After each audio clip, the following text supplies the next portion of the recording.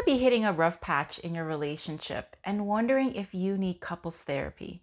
Maybe you're reading articles and trying to apply what you're reading, or you've talked to family and friends, but you and your partner continue to be stuck. You've heard of people going to couples therapy, but you're not sure if this is something you need. My name is Huynh. I'm a licensed marriage and family therapist, and I specialize in building communication, trust, and intimacy in relationships. I talk to so many people, whether it's friends, family, or church friends, who come to me with their issues. And these are times when I tell people they should probably find a professional. Number one, you start fighting over smaller and smaller things. When your relationship is going well, it is easier to let the small things go. You're more able to give your partner the benefit of the doubt, and essentially you trust that either it's just a mistake, a one-off, or that your partner maybe was in a bad mood and will quickly rebound. But in the end, you basically trust that your partner loves and cares for you. Now, when things are not going well in your relationship, this is where you start to lose trust. The small infractions become interpreted as signs that your partner does not love or care for you. Or you might interpret it as a sign of their character. For example, maybe they don't have integrity, or they're selfish, or something else that's just negative. This is the second telltale sign. Time apart after arguments become longer. Most people, after they argue, will have some sort of emotional distance as well as physical distance. You might fight and then separate. You may spend more of your time in another room, or you might limit your conversation to superficial and logistic issues only. Now, in a relationship that is doing well, the couple's more likely to get over it quicker. One or both of the partners may go for a walk by themselves to cool down, or chat with their friends on the phone, and then they're kind of ready to make up. They may forgive relatively quickly and be able to resume loving interaction in a shorter amount of time. But when things are not going well, the time apart often becomes longer. Oftentimes, one person may be waiting for the other to apologize, or waiting for the other person to prove that they've changed. This can sometimes mean that there has been a long history of wounds in the relationship. I've seen couples have stretches or weeks or even months where they're not talking. So if you find that you're spending more and more time apart, you may need to see a therapist to help figure out what is going on underneath, and then give you both tools to reconcile quicker and learn to resolve issues together. Now, number three, when aggression becomes greater or louder. Now, getting angry is normal when you're in an argument with your partner. However, if you find that you or your partner are getting louder and louder, and you or your partner are doing more and more extreme things during an argument, it may be time to find a therapist. Sometimes louder voices mean both sides are not able to listen and understand each other. You feel that if you're louder, the other person will listen.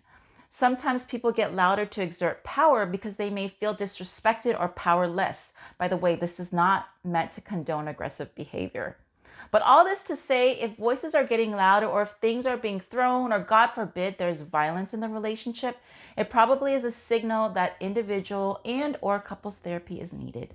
Next telltale sign, you stop missing your partner and feel better when you're apart. One of the biggest red flags for a declining relationship is when I hear from one of the partners that they felt relieved when they were away.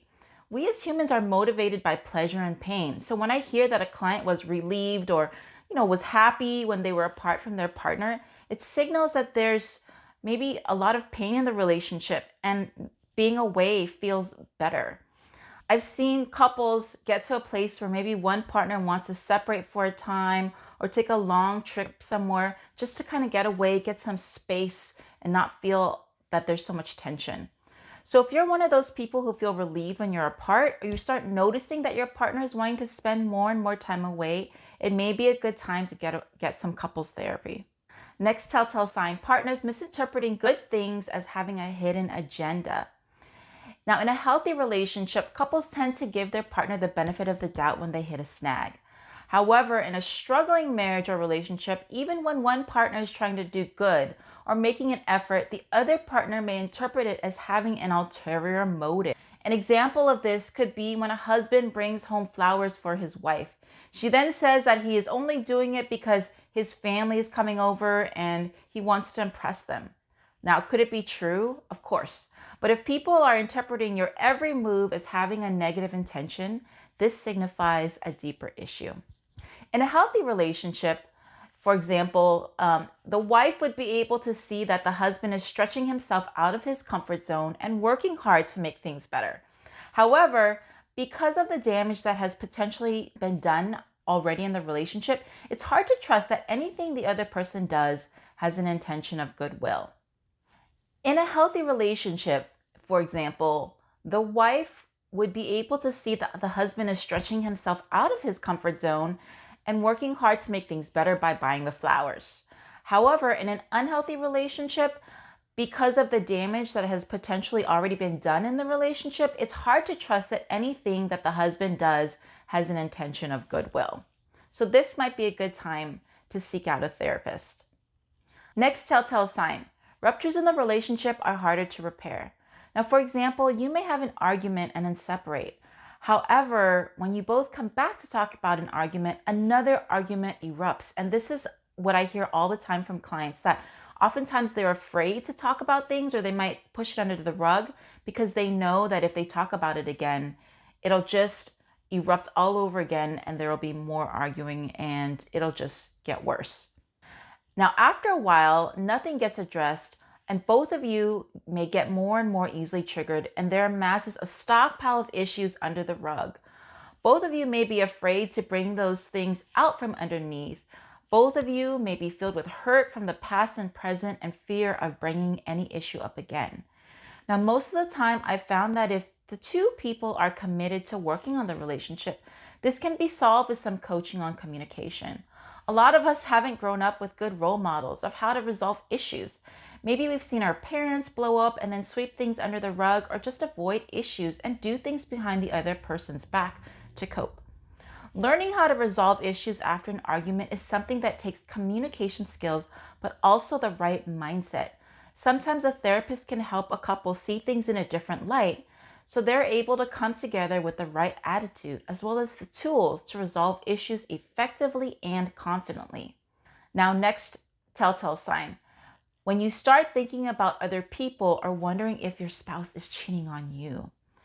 Now, I just want to give this quick caveat that there are people who cheat even in a good relationship, but that's another issue, and we'll talk about that next time.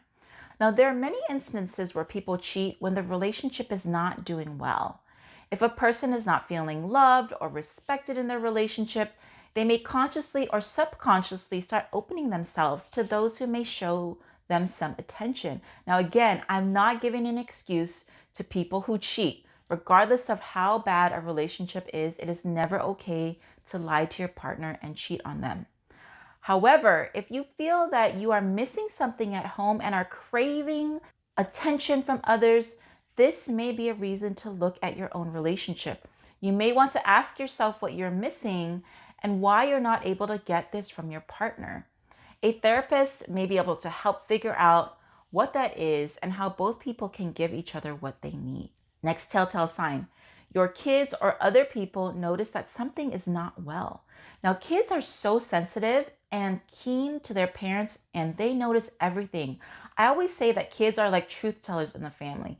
When you want to know what is going on in the family, you can always ask the kids and you will get an honest answer. So if you're hearing things like, I wish you and mommy would get along, or you and daddy would get along, or you're getting comments about arguing, or hearing comments about daddy making mommy sad or mommy making daddy angry, I would take these comments seriously. If you have friends that are close enough to you both, sometimes they'll also notice as well. They may notice things while you're out together, or observe how you both talk to each other. If they have to ask, is everything okay? I would take a look at the relationship and consider counseling. Next telltale sign. You've tried talking to your pastor, parents, or friends, and nothing is working. Now, the people closest to you are great resources for you and your partner.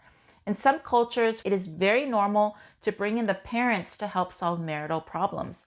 I've seen this to be a wonderful resource. So if you have the relationships with those around you that know both you and your partner and can give good sound advice, please utilize them. Pastors, siblings, mentors, and trusted friends are also great resources.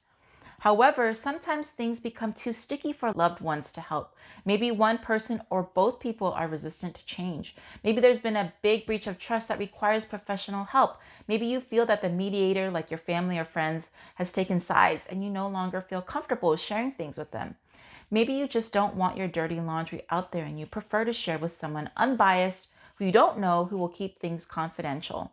Whatever the case, if you have people you feel are close to you that you feel comfortable sharing with, my recommendation is to go there first. And if you can't get things resolved, it might be a good idea to call a couples therapist. Again, my name is Huynh, and if you want to ask a question or leave a comment, please do that down below. And if you want to find out more about my practice, I'll leave a link down below as well. Take care.